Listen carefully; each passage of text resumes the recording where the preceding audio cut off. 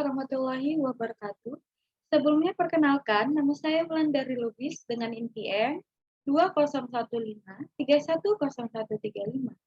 Adapun di sini saya akan menyampaikan hasil dari rangkuman yang telah saya rangkum dari beberapa materi-materi. Dan video ini dibuat bertujuan untuk memenuhi ujian tengah semester yang telah diberikan oleh Bapak Khalilul Qolik, SE, SHMH, CIMB, selaku dosen mata kuliah Manajemen Pengendalian Usaha.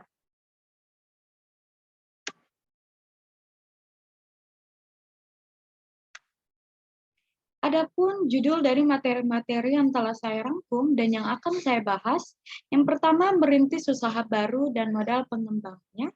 Yang kedua, organisasi dan manajemen dalam mencapai tujuan organisasi yang berorientasi laba.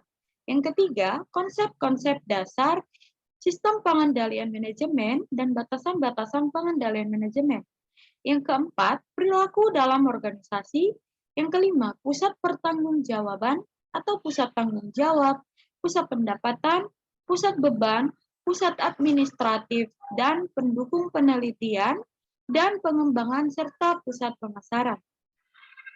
Adapun di pertemuan 3, merintis usaha baru dan modal pengembangannya. Merintis usaha baru.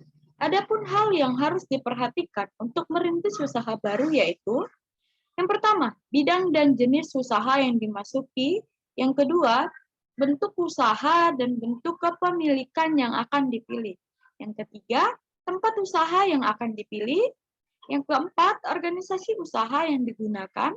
Yang kelima, hambatan-hambatan dalam memasuki industri. Yang kelima, paten, merek dagang, dan hak cipta. Selanjutnya ada profil usaha kecil dan modal pengembangannya. Komisi untuk Pengembangan Ekonomi mengemukakan kriteria usaha kecil, yaitu manajemen berdiri sendiri, manajer dalam pemilik, modal disediakan oleh pemilik atau sekelompok kecil, daerah operasi bersifat lokal, ukuran dalam keseluruhan relatif kecil. Selanjutnya, pengelolaan usaha dan strategi kewirausahaan. Yang pertama, pengelolaan usaha. Perencanaan usaha. Perencanaan usaha adalah suatu cetak biru tertulis yang berisikan tentang misi usaha, usulan usaha, operasional usaha, rincian finansial, strategi usaha, peluang pasar yang memungkinkan diperoleh, dan serta keterampilan pengelolaannya. Yang kedua, pengelolaan keuangan. Ada 3 aspek yang harus diperhatikan dalam pengelolaan keuangan, yaitu aspek sumber dana, yang kedua aspek rencana dan penggunaan dana, aspek pengawasan atau pengendalian keuangan. Dan ketiga, teknik dan strategi pemasaran perencanaan. Yang pertama, pemasaran bauran pemasaran. Yang kedua, kiat pemasaran usaha baru. Dan selanjutnya, teknik pengembangan usaha. Yang pertama, peningkatan skala ekonomis. Yang kedua, perluasan cakupan usaha. Dan selanjutnya ada manajemen dan strategi kewirausahaan. Yang pertama, manajemen kewirausahaan. Kedua, strategi kewirausahaan. Yang ketiga, memelihara semangat wirausaha. Selanjutnya, di pertemuan 4, ada organisasi dan manajemen dalam mencapai tujuan organisasi yang berorientasi laba. Organisasi dapat diartikan sebagai kumpulan beberapa orang yang bekerja sama untuk mencapai tujuan tertentu. Organisasi digunakan untuk mendapatkan sesuatu yang tidak mungkin dapat dilakukan sendirian. Dengan bekerja sama, individu-individu dapat menyelesaikan tugas-tugas yang apabila dikerjakan seorang diri tidak akan tercapai. Secara spesifik, ada 3 alasan utama dibutuhkannya manajemen dalam organisasi, yaitu 1. Mencapai tujuan. Manajemen mempermudah pencapaian tujuan organisasi dan pribadi. Yang kedua, mencapai keseimbangan di antara tujuan-tujuan yang saling bertentangan. Manajemen menyeimbangkan tujuan-tujuan dan kegiatan-kegiatan yang saling bertentangan di antara pihak-pihak yang berkepentingan dalam organisasi seperti pemilik, karyawan, konsumen, pemasok, dan lain-lain. Yang ketiga, mencapai efisiensi dan efektivitas Efisiensi dan efektivitas merupakan ukuran prestasi organisasi. Organisasi profit. Organisasi ini menyediakan atau menghasilkan barang maupun jasa guna untuk memperoleh hasil ataupun laba sesuai dengan keinginan pemilik organisasi tersebut. Organisasi ini bertujuan untuk memperoleh keuntungan sebesar-besarnya demi kepentingan suatu golongan atau perseorangan, biasanya untuk memperkaya diri. Namun ada pula perusahaan-perusahaan laba yang memiliki tujuan mencapai keuntungan sekaligus melayani publik. Menurut Hansen dan Mowen, pusat laba adalah suatu pusat pertanggungjawaban yang manajernya bertanggung jawab pada pendapatan maupun biaya. Bagi perusahaan yang mencantumkan laba sebagai salah satu tujuan pusat laba, terpacu untuk ikut mencapai tujuan perusahaan tersebut. Selanjutnya, ciri-ciri organisasi profit. Yang pertama, berorientasi pada laba atau keuntungan atau materi. Yang kedua, berbentuk perusahaan atau korporasi, perusahaan perseorangan atau perusahaan kemitraan. Yang ketiga, pemegang perusahaan adalah seorang pembisnis, pemegang tunggal atau kemitraan. Yang keempat, modal benih atau awal ditanamkan dan diatur oleh pemilik atau pendiri perusahaan dan atau juga firma tersebut.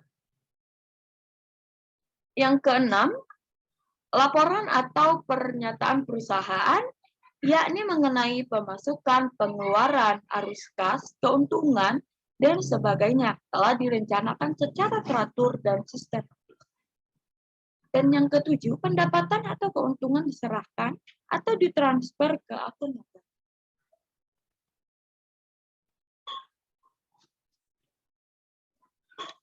Pertemuan kelima, ada konsep-konsep dasar sistem pengendalian manajemen dan batasan-batasan pengendalian manajemen. Sistem pengendalian manajemen adalah suatu sistem terintegrasi antara proses strategi, pemrograman, penganggaran, akuntansi, pertanggungjawaban yang hakikatnya untuk membantu orang dalam menjalankan organisasi atau perusahaan agar hasilnya optimal. Sistem pengendalian sedikitnya memiliki 4 elemen sebagai berikut. Yang pertama, pelacak atau detektor atau sensor. Yang kedua, penilai atau asesor. Yang ketiga, efektor atau umpan balik. Yang keempat, jaringan komunikasi. Pengendalian manajemen berada di tengah-tengah antara formulasi strategi dan pengendalian tugas.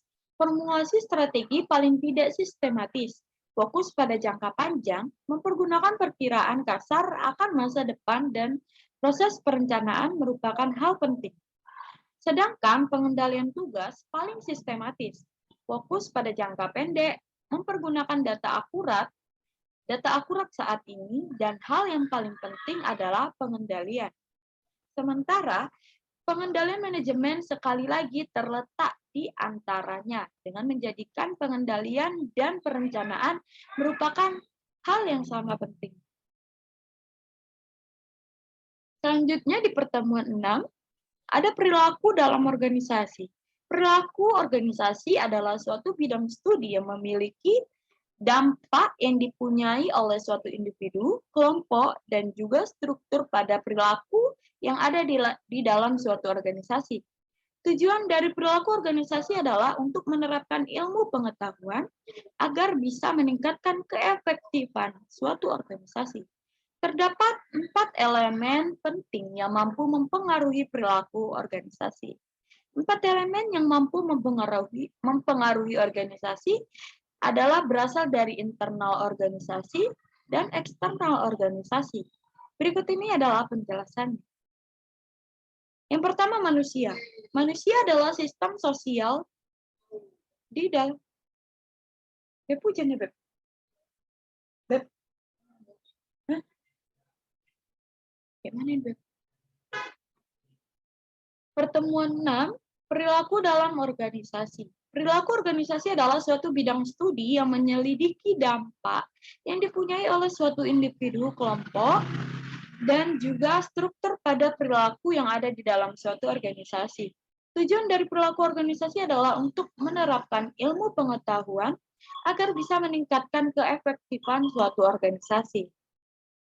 Terdapat 4 elemen yang penting yang mampu mempengaruhi perilaku organisasi. 4 elemen yang mampu mempengaruhi organisasi berasal dari internal organisasi dan eksternal organisasi. Berikut ini adalah penjelasan. Yang pertama, manusia. Manusia adalah sistem sosial di dalam internal organisasi. Mereka terdiri dari individu ataupun kelompok tertentu. Artinya, kelompok tersebut bisa dalam jumlah yang kecil atau besar, informal atau formal, tidak resmi ataupun tidak resmi. Yang kedua, struktur. Struktur adalah hubungan pada setiap orang yang terdapat di dalam suatu organisasi. Mereka yang berada di dalam suatu organisasi tentu diberikan peran yang berbeda, dan mereka mempunyai hubungan tertentu dengan yang lainnya. Yang ketiga, teknologi. Teknologi mampu menanamkan kondisi fisik dan juga ekonomi dimanapun orang bekerja. Sifat dari teknologi ini akan sangat tergantung dari sifat organisasi dan juga akan turut mempengaruhi pekerjaannya ataupun kondisi kerja perusahaan. Sehingga teknologi akan membawa efektivitas dan juga memberikan batasan setiap orang berbagai caranya. Yang keempat, sistem sosial. Sistem sosial ini menyediakan lingkungan eksternal tempat organisasi bergerak. Sistem sosial ini akan memberikan pengaruh pada sikap orang, kondisi kerja, dan yang paling penting adalah mampu memberikan persaingan untuk sumber daya dan juga kekuasaan. Di pertemuan 7,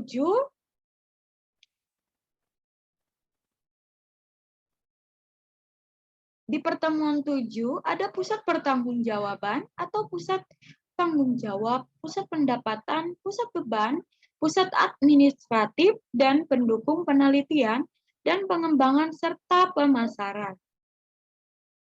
Pusat tanggung jawab merupakan organisasi yang dipimpin oleh seorang manajer yang bertanggung jawab terhadap aktivitas